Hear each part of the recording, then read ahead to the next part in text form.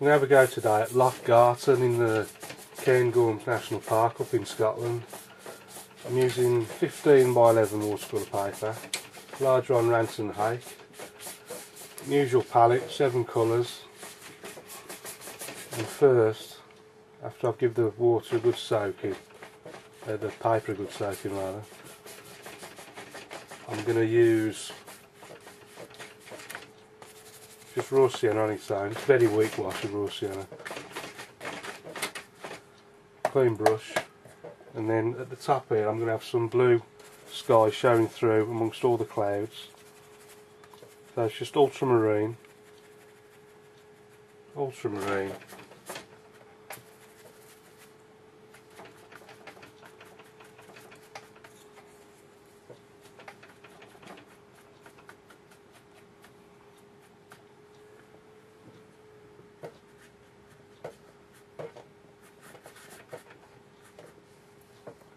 Now under there I'm going to put a few clouds, so I'm going Payne's Grey with alizarin crimson,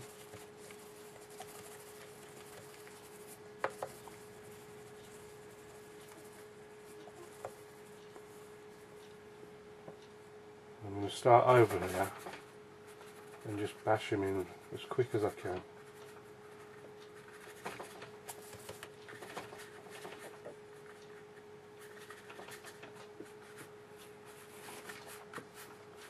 And then as I come further and further down the page and disappear towards the horizon,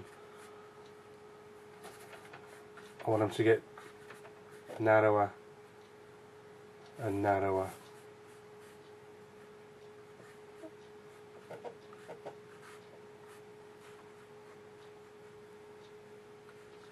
So we've got the horizon line about here, so these are the ones right in the far distance. Don't want to overdo it.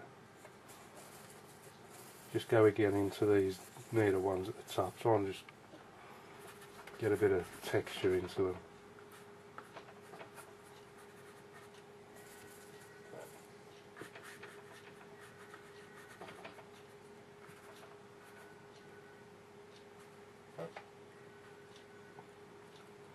Just keeping these ones nice and narrow at the bottom.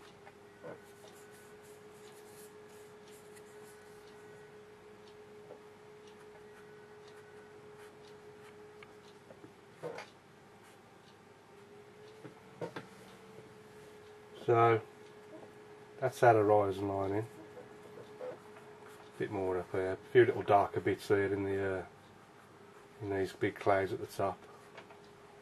Let's try and add a bit of variety. A bit too much alizarin on that one, I think.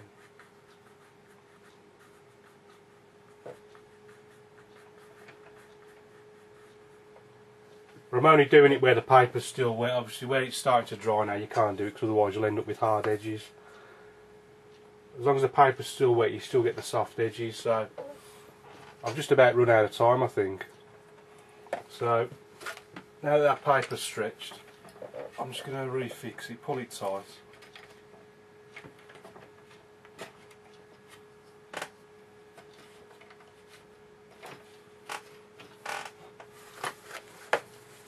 I'm just going to get rid of this pool of water at the bottom of the page.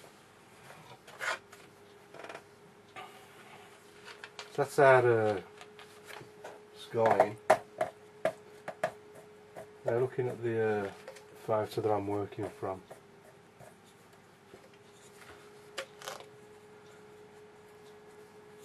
we've got some distant mountains. So I'm going back into the sky colours. Alizarin crimson, Payne's Grey, ultramarine, very bluey, very blue. Obviously the blue colour pushes it back into the distance more. We've got a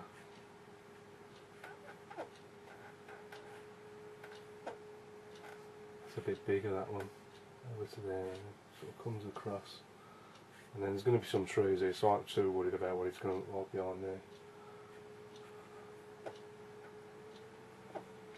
And then we've got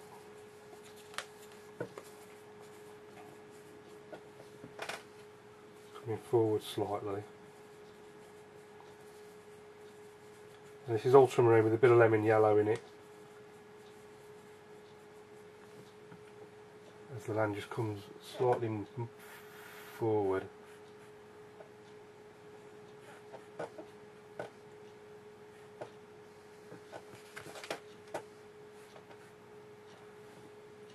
And there we've got some, I can see some really green trees now, sort of along here.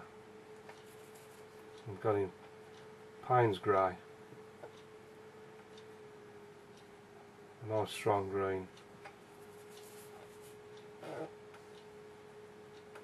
That's over to about there. There's a tree line that starts there and works across, so I'm not going to go any further than that. That's the trees, and then there's a lighter green in front of this where the grass is, just before the loch starts. So I'm getting raw sienna with a bit of lemon yellow, and then just a touch of ultramarine, just try and vary it.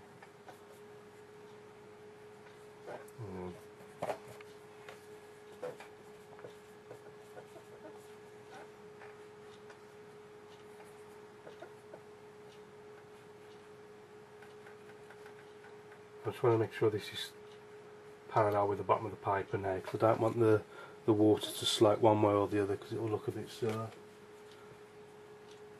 And then right at the water's edge I'm just going to go with a touch of burnt umber and ultramarine, not too strong. That's the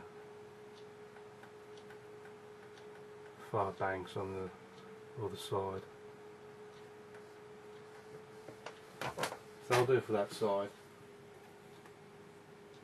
Now with some closer trees now, the tree line starts about there, so I'm just going to use various mixes of ultramarine, lemon yellow and Payne's grey.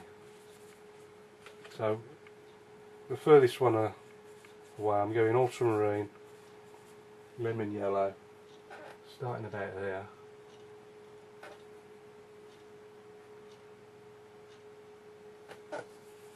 And I'm just going to try and just vary it slightly. A bit of raw sienna as well.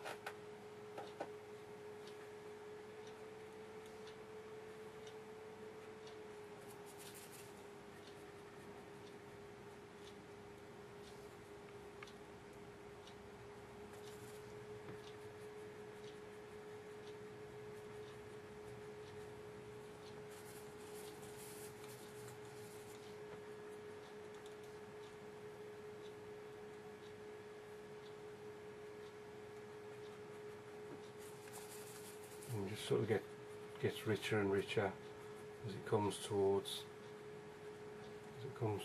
us.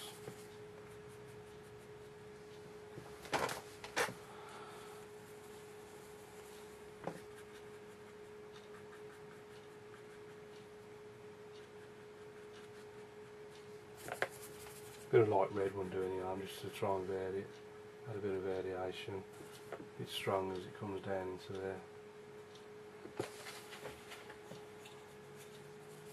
Back into the lemon yellow, Payne's grey, and now it's getting really strong.